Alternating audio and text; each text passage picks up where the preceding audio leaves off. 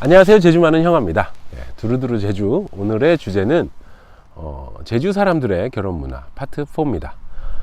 갑자기 4편이 튀어나왔죠. 1, 2, 3편을 올려드리면서 이제 제주에 와서 결혼식 참석을 하셨을 때 뭐 어떻게 다른 게 있는지 좀 설명을 해드리려고 한 건데, 질문을 주셨어요, 댓글에. 그 축의금을 부모님, 신랑 신부, 뭐 형제자매가 다 따로 받는다고 말씀을 드렸잖아요. 그러면 이제 결혼식 끝나고 식대 같은 건 누가 결제를 하냐 하는 질문을 주셔가지고 제가 답변도 드렸지만, 보통 부모님이 결제를 많이 해주시고요. 상황에 따라서는 신랑 신부가 직접 하기도 합니다. 그렇게 답변을 드리고 나서 이렇게 당사자가 돼서 결혼을 어떻게 진행을 하는지도 궁금하실 수 있겠다 하는 생각이 들었어요. 뭐 요새는 제주에서도 육지 가서 사는 분들이 많으시고, 또 제주로 내려와서 사시는 분들도 많으시고 하면서, 제주 사람들과 또 외지에서 사시는 분, 외주에서 오신 분들 간의 결혼식도 많이 이루어지다 보니까 그게 좀 궁금하실 수도 있겠다 하는 생각이 들어서 오늘은 제주의 결혼 절차에 대해서 쭉 설명을 드리려고 합니다. 자, 먼저 사주단자를 보내죠.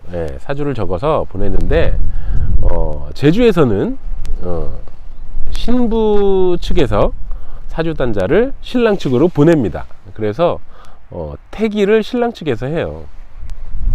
이건 육지하고 좀 다른 풍습인데요. 신랑 측에서 태기를 하다 보니까 저희도 되게 골치 아픈 상황이 생겼었는데, 여튼 제주도는 신랑 측에서 태기를 합니다. 그리고 이제 뭐 예단을 준비하잖아요. 예단은 또 제주에선 신랑 측에서 신부 측으로 예단비를 보냅니다. 보통 1,000만원에서 2,000만원 정도, 뭐 경우에 따라서는 더 많이 보낼 수도 있겠죠. 근데 신랑 측에서 신부 측으로 예단비를 보내고요. 그리고 한 절반가량을 다시 신랑 측으로 보내요. 이걸 봉채비라고 하죠. 그리고 이제 남은 절반의 돈을 갖고 신부 친척들한테 한 10만원에서 30만원 가량 예단비로 나누고, 남은 돈으로 예물과 혼수를 준비합니다. 제주도에서도 혼수는 여자가 준비를 하는 게 일반적이에요. 그리고 뭐 옛날부터 제주도는 이제 여자들이 자기가 결혼할 때 혼수 비용을 자기가 마련했기 때문에 굉장히 고생을 많이 했다 그러더라고요. 제주도는 뭐 워낙 여자들이 고생들을 많이 하고 사는데, 그 와중에, 그러니까 집안을 건사하면서 또 자기 혼수까지, 결혼 준비까지 하려니까 워낙 또 더 고생이 많았을 거예요. 그렇게 혼수를 준비를 합니다. 그래서 남자는 집, 여자는 혼수, 이렇게 되는 건데, 왜 전에 말씀드렸잖아요. 안거리 밭거리 해서 이제 부모님이 안거리에서 밭거리로 나오고, 결혼한 자제들이 이제 아들의 가족들이 안거리에 살게 된다고. 그러니까 집은 보통 그렇게 해결이 됐던 거죠. 근데 지금도 신랑 측에서 뭐 전세라도 집을 마련해 주든가 뭐 어떻게 합니다. 근데 이것도 뭐 나름이죠. 다 신랑 신부가 알아서 각자 준비를 하는 경우도 많이 있어요. 그거는 뭐 생각이나 상황에 따라서 달라지는 거니까요. 그리고 이제 결혼식이 되면, 결혼식 전날 함 들어가잖아요. 굉장히 한팔러 간다고 되게 재밌게 뭐 들어와라, 어떻게 해라 막 이러면서 재밌는 장면들이 펼쳐지는데, 제주도는 함을 파는 풍습이 없어요. 그래서 결혼식 당일날 아침에 함을 들고 갑니다. 홍세함이라고 보통 하는데요, 제주에선. 홍세함은 혼서함에서 바뀐 말이라고 하더라고요. 혼서가 들은 혼서함에서 홍세함이 됐다. 뭐 납폐함이라고 하죠. 그걸 들고 가는데, 납폐하면은 이제 뭐 무명 한 필, 그리고 또 광목 한 필을 넣고 이제 노란 보자기로 싸고, 그 위에 예장을 놓고 다시 한지나 뭐 보자기로 잘 싸가지고 매듭을 지어서 거기다가 신랑 아버지가 도장을 찍어요. 도장을 찍고 이제 새벽에 아침에 나가기 전에 집에서 문전제를 지냅니다. 함을 놓고. 제주에서는 항상 집안에 큰일이 있으면 문전제를 지내면서 우리 집을 이제 뭐 관장하시는, 보호해 주시는, 굽어 살펴 주시는 문전신께 인사를 먼저 드리는 거죠. 이렇게 간다고. 그리고 이제 제가 끝나고 나면 뭐 함을 들고 가는 한임이라고 하는데, 옛날에는 한임이 있었다 그러더라고요. 함을 들고 가는 사람. 뭐 그 사람이나, 아니 보통은 이제 친족 대표들이 함을 들고 가죠. 그래서 신랑 친구들, 그리고 친척분들 이렇게 같이 신부집으로 갑니다. 신부집으로 가면 신부집에도 이제 함 받을 준비를 해요. 대청마루 같은데 상을 이렇게 마련해서 뭐 돼지머리도 올려놓고 여러 가지 준비를 지냅니다. 그러면 이제 신랑 측에서 가져간 홍새함을 상에 놓고요. 거기서 또 이제 분향하고 이렇게 잡식하고 여러 가지 절차를 거치고 함을 열어서 예장을 꺼내서 봅니다. 예장을 확인하는 거죠. 이걸 이제 문전코시라고 해요. 문전코시. 제주말로 문전코시인데 뭐 문전고시죠. 이제 문 앞에서 고하고 본다, 뭐 이런 얘기인데, 예장을 확인하는 이게 굉장히 제일 중요한 거예요. 제주도 결혼해서. 그래서 이제 신랑 쪽에서는 보통 이 예장을 신랑이나 신랑 아버지가 쓰는데, 중요한 문서기 때문에 뭐 친척들 중에 글씨를 잘 쓰시는 분이 계시면 부탁을 해서 좀 써달라고 하기도 합니다. 그리고 거기서 이제 예장을 확인을 하는데, 뭔가 좀 잘못된 부분이 있다 그러면 거기서 바로 지적을 해요. 고치라고. 그러면 그 자리에서 바로 고칩니다. 그러니까 신랑은 항상 지필묵을 준비를 해가서 뭐 고치라고 하면 고칠 준비를 하는 거죠. 그리고 그거를 다 이제 확인이 끝나서야 이제 집 안으로 들어갈 수가 있어요. 집 안으로 들어가면 친척분들은 이제 우시상이라고 해서 이제 별도의 방에 들어가고요. 신랑과 신랑 친구들은 신랑상을 받으러 또 별도의 방으로 따로 들어갑니다. 우시상은 뭐 친척들을 같이 간 친척들을 우시라고 하는데, 저도 한번 저희 사촌 형님 결혼할 때 한번 갔었어요. 그냥 뭐 상을 잘 차려 놓으시고 앉아서 식사를 하는데, 이제 신랑 친척들을 소개를 해드리는 거예요.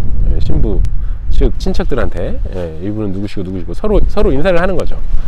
그게 우시상이고요. 신랑상은 신랑과 신랑 친구들이 아침을 받는 건데, 그 자리에서는 이제 손수건을 파는 행사가 있습니다. 신부 친구들이 손수건을 팔러 들어오는데요. 이게 이제 손수건을 돈 주고 파는 게 아니고, 신부 친구들이 들어오기 전에 신랑 친구들이 뭐 상 밑이나 뭐 그 음식 있던 그릇 아래 뭐 옷깃 같은 데다가 돈 봉투를 막 숨겨놔요. 그러면 신부 친구들이 들어와서 이렇게 뭐 손수건 판다고 하는데, 사실 손수건만 있는 건 아니고요. 뭐 양말을 넣기도 하고, 뭐 숙취 해소 음료 같은 거, 뭐 이런 것도 넣기도 하고요. 복권 같은 거 넣기도 합니다. 그렇게 뭐 보자기에 이렇게 하나씩 해가지고 주머니에 넣어서 팔기도 하고 그러는데요. 그렇게 쭉 돌리고 나서 이제 신부 친구들이 막 그 돈을 찾아요. 뭐 여기저기 찾아서 쭉 가져가는데, 그렇게 손수건 판 비용은 신부 친구들이 이렇게 차비로 사용을 하기도 하고, 또 저녁에 피로연할 때 거기에 보태기도 합니다. 그렇게 식사가 다 끝나고 나면 그때서야 신부를 볼 수가 있어요. 신부를 데리고 나와서 차에 태우고 가는 거죠. 결혼식장으로. 보통 뭐 1호차에는 신랑 신부, 2호차에는 신부의 부모님, 3호차에는 친척분들 타는데, 보통 뭐 승합차나 뭐 사람이 많으면 버스를 대절하기도 하고요. 그렇게 해서 결혼식장으로 갑니다. 결혼식이 끝나고 나면 신랑 신부와 이제 그 친구들이 들러리라고 하는데요. 이게 들러리가 정확한 말인지 모르겠어요. 보통 이제 들러리라고 하면 그 결혼식 할 때 결혼식 진행을 도와주는 신랑 신부 친구들 얘기하잖아요. 들러리. 아마 들놀이에서 좀 이게 들러리로 바뀐 게 아닌가 하는 생각도 드는데, 이게 뭐냐면 결혼식 끝나고 나서 잠깐 드라이브도 하고 뭐 근처에 관광지나 공원 같은 데 가서 뭐 사진도 찍고 이러면서 잠깐 시간을 보내고 들어오는 거예요. 그걸 들러리라고 하는데, 왜 들러리라고 하는지는 저도 잘 모르겠습니다. 이제 거기서는 이제 제일 중요한 게 뭐 부케 던지기를 하거든요. 결혼식장에서 결혼식 할 때 부케를 던지잖아요. 근데 그걸 한 번 더 해요. 이거는 이제 뭐냐면 뭐 번외 게임 같은 건데요.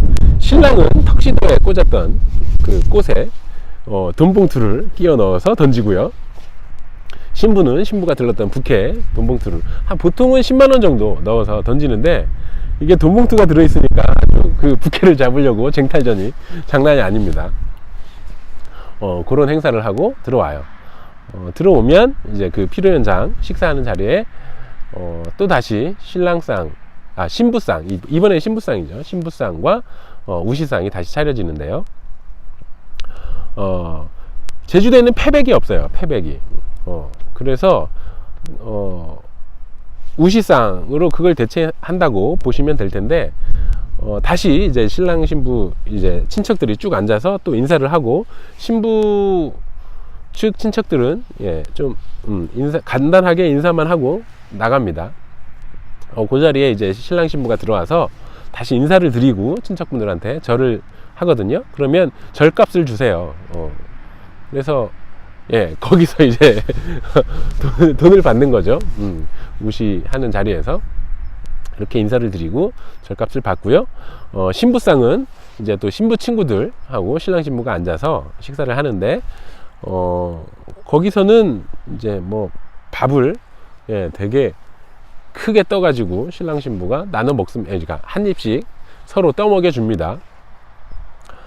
그렇게 밥을 떠먹여 주는 게 이렇게 많이 떠가지고 한 입에 그걸 다 먹으면 되게 행복하게 잘 산다, 뭐 그런 얘기가 있어요.